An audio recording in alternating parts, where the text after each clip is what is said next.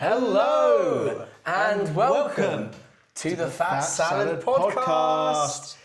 Elliot, what episode number is it today? You should know this. I believe we're on 91. 91. 91 big ones. 91. We're closing in on that 100 episode. The big hundy. What do you think? You've got something special planned up your sleeve. For the 100th? Yeah. Yeah, I was actually going to ask you. Because you told me you needed a budget for fireworks, so acrobatic dancers, Yeah. a trampoline, one of those circus cannons, and seven I'm not zebras. sure finance are going to approve that. They just declined my request for a sign. So Yeah, well, no, the sign's very much in the works. We're working on Project Sign. I'm thinking at this point I might just write on the wall. That could be an option. That could be an option. That could be an option. What do you think we should do for the 100th episode? Just one, That's so. We need to do something special. We need to push the boat out. Maybe we would just get a sign for the 100th. Yeah, or maybe you eat a load of pickled gherkins. No, pickled... Did you know a gherkin... Don't threaten me with a good time. Did you know a gherkin was just a pickled cucumber? That's not true. It is true. False. No, I'm not even joking, right? Everyone can call me... say that I'm bullshitting. I searched up because I was in such disbelief. You're wrong. You're wrong. These things... They're different. No, a cucumber exists, Yeah. and then during the I believe pickling you process of, being in vinegar and all that, it then becomes a gherkin. Let's move on for this. What are we talking about today? Today, my good dear friend Elliot, we're talking about inspiration. Inspiration And how you go about it. Because I think you could ask any sort of creative person this, but you've got the known, I don't know what's the word, trigger words for everyone, which is like writer's block. That's probably the only one that I can think of right now. Yeah. Flow state. Flow state. Like what I'd want to talk about is how you kind of stay inspired when, we're going through a writing phase. How you also make sure within that inspiration that what you're doing is pushing the boat out and really testing you as well, and that it's engaging for yourself. And also, I think it's an appropriate time to talk about, the difference between motivation and discipline and how they both kind of come through for one another. Okay. I mean, for me personally, I saw this, actually it was only the other day I was watching something from Jimmy Carr, and just obviously it's not music, but it's the same kind of creative process. Yeah. And he said a couple of things that resonated well, and I find him as a bloke really quite interesting. I think he's got a lot of really interesting points of view. I think he articulates himself well, and he doesn't take himself too seriously within that. Ooh, Jimmy. Okay, yeah, sorry. And then on top of that, so I was watching a Jimmy Carr program the other day, and I think he got asked the question of, how he stays inspired. Someone just heckled him with a genuine, really quite good question, right? It's quite a deep It's a deep heckle. And I'd like to know your take on it, because he just responded, was like, inspiration comes and goes, amateurs wait for inspiration, professionals get to work. Yeah. What are your initial thoughts on that point of view? I think, well, inspiration, you got to break down what inspiration is. Inspiration is, for me, it's like the sudden spark of, oh, this is a good idea. I feel, and it's just that moment. It's not actually the hard work, and it's not actually the carrying out of something. I could be walking down the road, see a cool piece of artwork and be like, oh, I'm inspired to do a bit of artwork. And then that's being inspired. So I guess what he's getting at there is you need that, and you need to wait for that, but you also need to execute on that initial spark. It's like an engine. It doesn't work without initial spark for the engine to run. And so the inspiration is that spark, but that spark can literally just, and then that's that. Yeah. And then there's application of the spark, right? Yeah. I mean, he also touched on, I think, someone asked him, how do you write your jokes? Yeah. Genuine, just asking, how do you write your jokes? Because obviously he's got such a plethora of things that he speaks about during his shows. Big word. And I think you say that every time I say that word, actually. Yeah. And stop derailing me. And he, obviously, someone's asking that question, and he responds by literally being like, well, and this I resonated with a lot because I'm a writer in the same sense, but just writing different things. But he says, well, I write things down all the time. It doesn't mean it's always good, but he's constantly writing down, so he's constantly got a source to pull from. So when that spark of inspiration is there, he's got fuel to it. Yeah. Do you know what I mean? Rather than you might have the spark, but if you've not got any fuel to, you know, what's the word? Encourage that spark. Yeah. It can be a little. You're not utilising it enough. Well, you're not building making the it. fire. You're not making the spark effective enough, Yeah, right? so you need kindling. Yeah. The next little bit, yeah. I mean, what do you do personally? Like, writing's a different process for you. Obviously, we musically write, but we lyrically write as well. So, have moved back and forth on this quite a bit actually over the last 6 weeks, and what I have found to work now. The dogs are here, but yeah. The dogs are here. What I've found to work now is I'm always disciplined and I always practice my craft, and so I put X hours amount of work in a week on my creative endeavour, which is the band, playing guitar and whatnot. But what I've found is if you try and force an idea out, it's most likely to be shit, because I feel like as a creative individual, your job is to be an antennae for something greater and ideas out there, and you have to facilitate that and articulate what's from your soul outwards, and that's what makes great art. But you can't do that if you're trying too hard. Equally, if you just sit there and, like you say, amateurs wait for inspiration, right?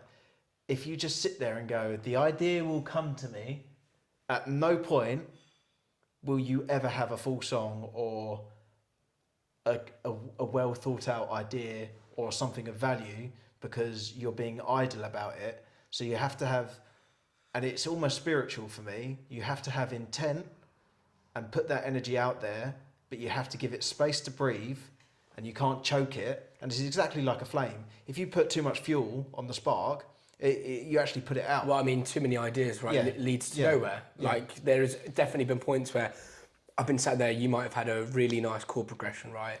Really nice chord progression, Nathan's playing some nice drums, and then I've tried like 4 sets of lyrics, and all of a sudden I've got all these like different ideas in my head. Yeah. I couldn't actually execute anything at the time. Yeah. I had to wait till like, I think it was the following week where I'd given it a week out of my system because I was getting, not frustrated, but I just didn't manage to meet the fuel with the fire. I Right? feel like creative ideas, think about an idea. The notion of idea is actually magical, because it's you are the facilitator for something external or that wasn't in existence in this universe, and then you literally materialize it. So it's within the hive mind where people are like, oh, I know that song. But that can't happen until someone's channeled that frequency into the world. Yeah. Which is insane. So it's like giving birth to something, but for that to happen you need space, because something can't enter the world if there's no space. So if your mind is cluttered, so if you're stressed, we spoke about this a bit before, but if you're stressed, if you're moving about too much, if life's throwing up too many hurdles, it's actually incredibly hard to be creative, because I feel like you have to force yourself at that point to be creative in different ways. yeah, and then, but you can still have ideas, but this is where discipline comes in, where it's like, oh, that's a good idea, I'm noting that down for another time, or I've kept that in my back pocket. Yeah. And that's being a professional and understanding. And also it can happen, inspiration can come at times where it's actually not the greatest time, but your body needs it and the world needs it, and so you just have to go, all right, I actually need to get this idea out, or just like do a quick demo or record it. Otherwise, because if you're not a professional in that sense, where you recognize when you've got a good idea but the time might not seem right, you have to execute and be a professional in banking that and being able to summon those feelings later. I think that's interesting. I think you're right. I mean, sometimes, for example, if I've had like a long week at work and I've written a load of lyrics down, but I just haven't had the time to apply it, it's just like, well, I used to actually feel quite bad for that, and now I don't, because I've got understanding for the fact that not all the time is the right time to start doing it, but I'm banking. It's like I'm sourcing the ideas and I'm collecting them for a time where I can have the space to, like you said, like have that creativity and bring something in that is important. I think also you touched on a point a couple minutes back where you said that you don't think that you can get a good idea from forcing it out. And I find that interesting because I'm not sure I quite agree with it. Because, I mean... Okay, can I amend my statement then? Because I know you're getting at. I mean, you can hold your ground. I just want to... No, because I want to I just want to be devil's advocate here. Yeah, but I want to clarify where I stand with that. Yeah, go for it. I think you can force ideas out through sheer power, willpower, but I think the probability of you landing on something that really flows is lower, and so therefore it's a lot more uphill work than necessarily then birthing something naturally. That's not to say you can't chip it away a piece of marble and come away with a masterpiece. Yeah. But I think it's harder. I think 9 times out of 10, when you think about how a song was written, you look back retrospectively, you're like, oh, it actually wasn't that hard work. It unfolded. But that's not to say it's impossible. And I know people like Jack White deliberately make things harder in order to facilitate an idea. And I've heard John Frusciante talk about sometimes on stage when it's not clicking, through like sheer aggression, he actually comes into alignment with like a flow state where he can, there's a trigger word, where he can unfold, but he feels like he's in motion and he's in creativity, but it's through sheer power. I still think there's something interesting that I'm not sure like I quite agree with. Like, I get where you're coming from, and I'm very much understanding from it. I think, like you said, how many songs have we had where it's like we just can't work on it right now? We've tried so many ideas, and it is chipping away at marble, but eventually we got something. I think She Seems to Know is an example of that. Yeah, I think there's other ones that are still shelved that we haven't initial revisited. Idea for She Seems to Know, that wasn't through. That was just working out the particular unfolding of the initial idea, but the initial inspiration, I think, actually came fairly organically. That's what I'd argue. Yeah, there. I mean, there are songs that we've written in like 5 minutes. We've got the skeleton of the song. I think Last Practice, we had a demo finished, and like pretty much the song, like the idea, everything's there. I can't remember the name of the demo because we changed a few things. We would pinch it from 2 different places. That's an example of you having 4 sets of ideas for songs. Yeah, but that was trial and error rather than I don't know which one to pick. It was more like I like this idea, but I also like what we did in this last song, and I think it might be more appropriate here. Yeah. So for me, I was testing for appropriateness rather than having too many ideas. Like those were 2 distinct completed ideas that may have sounded better rearranged. So I think that's where it's not like I've got a ton of unfinished ideas that I'm trying to merge together. That gets messy and complicated. At least in the way my head works as a writer, and I think this is I don't know if other people experience this, but in my head, I've got the structure for both these 2 different parts that I know how they work. I know what's going on. So for me, I can just take that out there, put it there. And for me, I'm like, oh, how does that work better? Do I feel more impact from that? So this is where I think it goes back to having that bank of things that are like ready to go, because sometimes you can just pick up, and I've done it before, you won't have even noticed, where I've done something 6 practices ago, I really liked the idea, it didn't quite get to where we wanted it to be, and then all of a sudden you play something else, I had a new melody with the same idea, and all of a sudden we're both like, yeah, that's it, and it just slots into place. But sometimes you have to have the brute force to slot it into place to make that happen. And I think on the side of that, I think the other thing that I think is interesting is artists like, I think Ed Sheeran, for example. Yeah. You look a little bit like him, actually. It's been said, yeah. Oh, has it?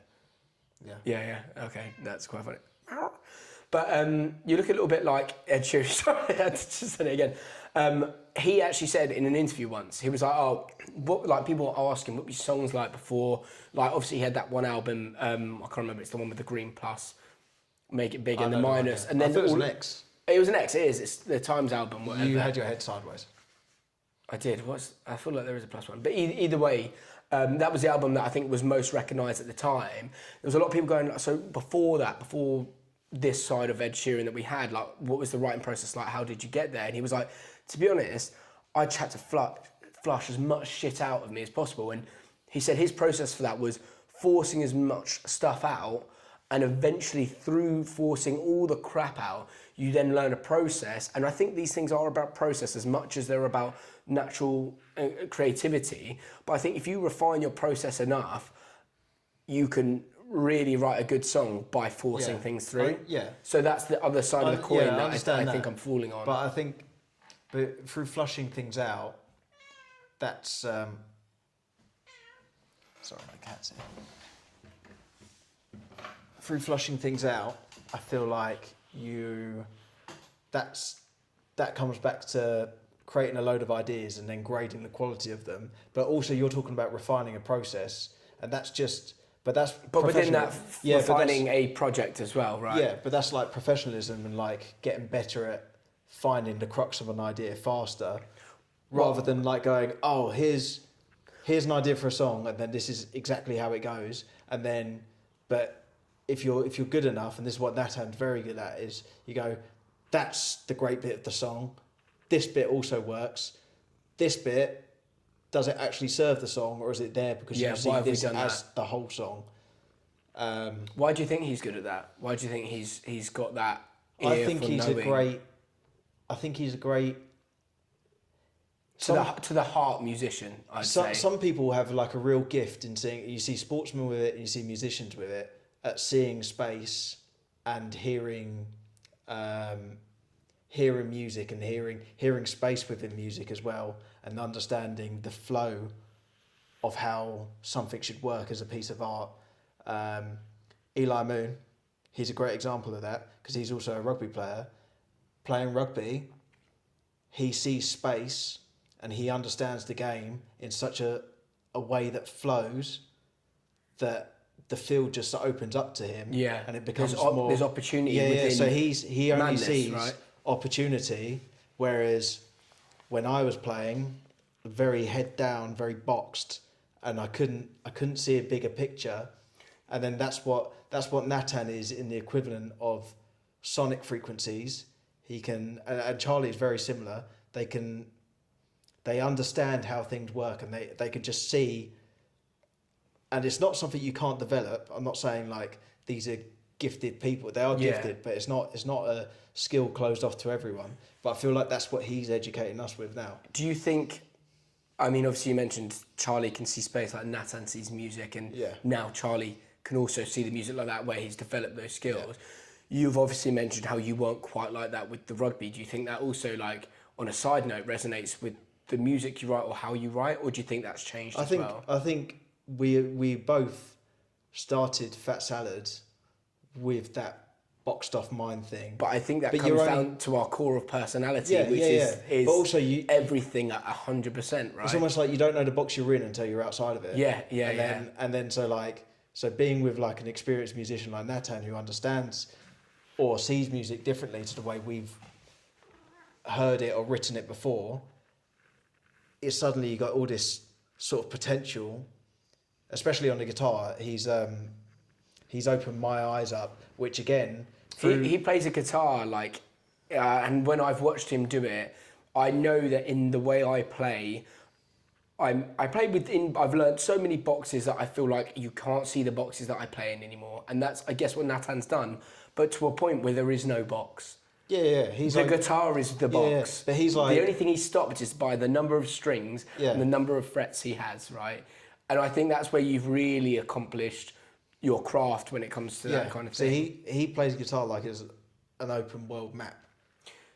But I think we're actually also getting back to the point of, I think, where at the very start, where I mentioned Jimmy Carr's quote of amateurs wait for inspiration and professionals get to work. This is where, like, you've done your craft so well that, like, say it was the same with the writing of the music, like, there's no longer a box within you, within what you write. It just seems so, like, natural because there's so many boxes that it's just one big. Yeah. How do you say inspired? It's a rainy Sunday, you've picked up the guitar and you've tried to write some words and you're trying to be the professional that Jimmy Carr wants you to be so badly, but nothing's coming out the pen and all the chords sound the same, / you're not into anything. Two things. One, I will play until something comes, and something will come. Yeah. It might not be my favourite thing ever, but something will come and you just run with that, and you might just write a song, but you're still learning process and you're still gaining from that. Or equally, I might just stay patient and things just happen. Like they will. Like I might even distract myself by like trying to switch off my consciousness by I'll watch TV and then my hands will play stuff and then all of a sudden I'll play something that I really like that. That's really cool. Yeah. And then all of a sudden back in, I insert myself into the conversation with me and my guitar. And for me, that really works sometimes. And weird, you think, oh, I'm distracted. There's no way I'm going to be, but it's actually that I'm in a more relaxed state because I'm not putting so much of me into it. Where we go back to the other side of the coin, right? And I think the other thing that I do is when I'm really like struggling with that side of things is I learn something. Yeah. I'll go out of my way, and this is where like I'll listen to a song that I really like. It might be a Roy Lotus song. It might be a Kings of Leon song. It might be, whatever song under the sun. Run out of bands. However, I'll listen to it. I'll learn it back to front. I'll like work out why I really like the guitar, why I really like the vocals, the melody, the lyrics. And then I'll try and write a song like that. Yeah. Because what I want to do is be able to take those skills and make sure that I can do something. I don't mind if I write a song that sounds exactly like a Roy Lotus song, because that's not the song that I'm going to release. Yeah. It's just me applying the skills that I've wanted to learn so I can then take that and put that into the fat salad in the end. And those things really keep me inspired. It's almost from, it was just a good point you made. It's like, that's not the song you're going to release. It's also... I feel like it's like practicing a scale. It's learning a scale. But it's the same thing. Every idea can't be a thing, because otherwise there'll be so many things that the value of things is nothing. It's we've actually spoken about this, where how many bands release so much stuff and then they lose their filter for their quality because it's like when a band release a double album. I'm like really.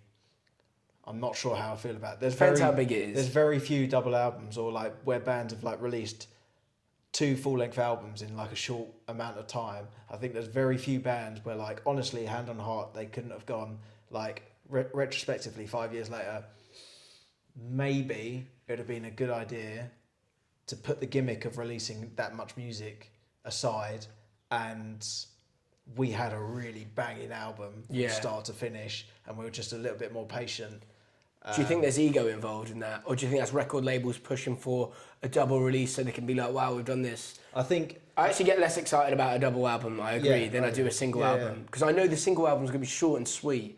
Yeah. And it's going to be like... It's the creme de la creme. Yeah. It's even the songs they could have released that are probably good enough to be released, they decided not to because there are better ones. Yeah. I also think there's something to say for artists overexposing themselves, because if you got so much music out there, like just tons and tons and tons, it's just that quality filter, there's no way around it. It must, through the fact of just the way... Quantity, through quantity, you're going to have a gradient in quality. And I know art's subjective, but that's also a shit song's a shit song. That's also tough though, because your job is to release and to be the music and to release when you feel inspired. Okay, so this comes into... But don't lose your filters, I think, is what you're saying, which is so easy to do with the way it's so easy to record music. Imagine, I feel like we are running over a little bit, so we'll wrap it up on this note, but imagine we had an unlimited pot of money and unlimited time in the studio, and we're all around each other all the time, and you had that unlimited creative bit.